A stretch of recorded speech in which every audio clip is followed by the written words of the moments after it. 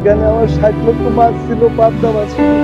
মাছ ফারুকের 300 বিঘা ক্ষেত দেখাশোনা করে বিদ্যুৎ না থাকায় 1-1.5 ঘন্টা বিদ্যুৎ না থাকায় মাছটা 20-25 কোটি টাকার মাছ আছে এই ক্ষেতগুলোয়। বিদ্যুৎ না থাকায় এই 6-7 কোটি টাকার মাছ মারা গেছে। কাল রাত্রে আমরা এখানে বিরাট বড় ধরনের একটা ক্ষতিগ্রস্ত হই। আমি একদম নিশ্চয়ই গেছি ভাই। এখানে আমার 60 লক্ষ মাছ ছিল, পাবদা মাছ ছিল।